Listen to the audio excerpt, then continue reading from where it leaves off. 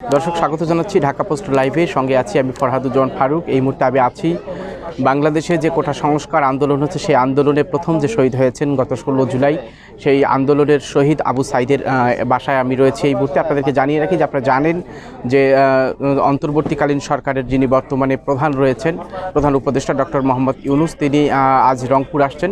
আমরা একটু জানিয়ে রাখি যে তার এই রংপুর আগমন ঘিরে কিন্তু এখন যে আবু সাইদের বাড়ি জাফরপাড়া, সেই জাফরপাড়ায় কিন্তু তাকে বরণ করার জন্য প্রস্তুতি সম্পূর্ণ করা হয়েছে। একই সঙ্গে আজকে আবু সাইদের কবর জিয়ারত করবেন এবং তার পরিবারের সঙ্গে কথা বলবেন অন্তর্বর্তীকালীন সরকার প্রধান এবং তার সঙ্গে আরও দুজন উপদেষ্টা আসবেন।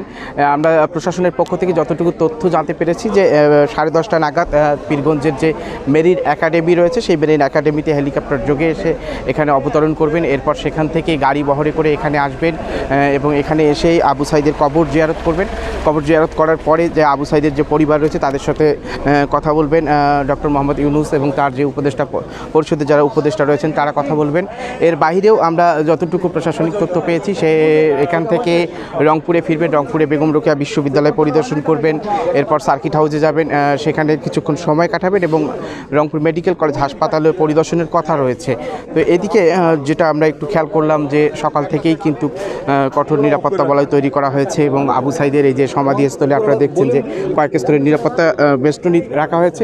পাশাপাশি তাকে বরণ করবার জন্য কিন্তু উচ্ছ্বসিত মানুষকে আমরা দেখেছি যে জাফরপাড়া যে রয়েছে, সেই জাফরপাড়ার অলিগলিতেই কিন্তু মানুষের ব্যাপক উপস্থিতি, বিভিন্ন পর্যায়ের মানুষ এখানে এসেছেন এবং প্রথমবারের মতো যে অন্তর্বর্তীকালীন যে সরকার, সেই সরকারের যিনি প্রধান ইনি আসছেন দায়িত্ব গ্রহণের পর প্রথম ঢাকার বাইরের যে সফর, সেই সফরে কিন্তু তিনি রংপুর আসছেন। এবং আপনারা জানেন যে আবু সাইদ এই কোটা সংস্কার আন্দোলনে বেগম রোকেয়া বিশ্ববিদ্যালয়ের শিক্ষার্থী এবং সেই আন্দোলনের সমন্বয়ক ছিলেন বেগম রোকেয়া বিশ্ববিদ্যালয়ের। গত 16 জুলাই বিশ্ববিদ্যালয় পার্ক মোড়ে যখন ছাত্রলীগ, যুবলীগ এবং সরকার সমর্থিত যে সংগঠন তাদের সঙ্গে যে সংঘর্ষ হয়, সেই সংঘর্ষের সময় পুলিশের গুলিতে কিন্তু আবু সাইদ মৃত্যুবরণ করেন এবং সেই আবু সাইদের মৃত্যু এমনটা ছিল যে তিনি পুলিশের গুলির সামনে কিন্তু দু হাত উঁচিয়ে কিন্তু তার বুকটা সামনে দিয়েছিলেন এবং যার প্রেক্ষিতে আমরা দেখেছি যে পুলিশের গুলিতে আবু সাইদের মৃত্যু হয়েছে এবং সেই মৃত্যুর চিত্র কিন্তু বাংলাদেশ সহ সারা বিশ্বকে কাঁপিয়েছে।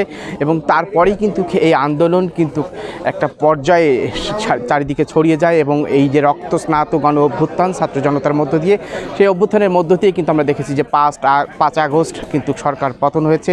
সরকারের যে ক্ষমতাসীন যে দল ছিল আওয়ামী লীগ, সেই দলের যে সভাপ্রধান এবং প্রধানমন্ত্রী যিনি ছিলেন শেখ হাসিনা, তিনি কিন্তু পদত্যাগ করে দেশ ছেড়ে চলে যান।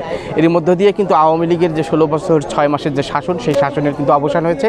এখন নতুন বাংলাদেশে নতুন শাসন ব্যবস্থা হবে এবং বৈষম্যহীন একটি সুন্দর বাংলাদেশ হবে, সেই প্রত্যাশা কিন্তু সবাই করছেন। সেই প্রত্যাশার জায়গা নিয়ে নতুন করে সরকার আসলে কী করতে যাচ্ছে সেটাই দেখার যেমন মানুষের আবেগ রয়েছে, উৎকণ্ঠা রয়েছে, ঠিক একইভাবে কিন্তু এই সরকারের কাছ থেকে অনেক প্রত্যাশা রয়েছে। সেই প্রত্যাশা শুরুতেই কিন্তু সরকার প্রধান ডক্টর মোহাম্মদ ইউনূস, তিনি আবু সাইদকে স্মরণ করি, আবু সাইদের পরিবারের সাথে কথা বলবার জন্য, তাকে দেখার জন্য, তার পরিবারের সাথে দেখা করার জন্য এবং তার কবর যে আছে সেই কবর জিয়ারত করার জন্য রংপুরে আসছে। তো এই ছিল আমার কাছ থেকে রংপুরে আবু সাইদের কবর জিয়ারত করতে আসা ডক্টর মোহাম্মদ ইউনূসের আগমন ঘিরে সবশেষ তথ্য।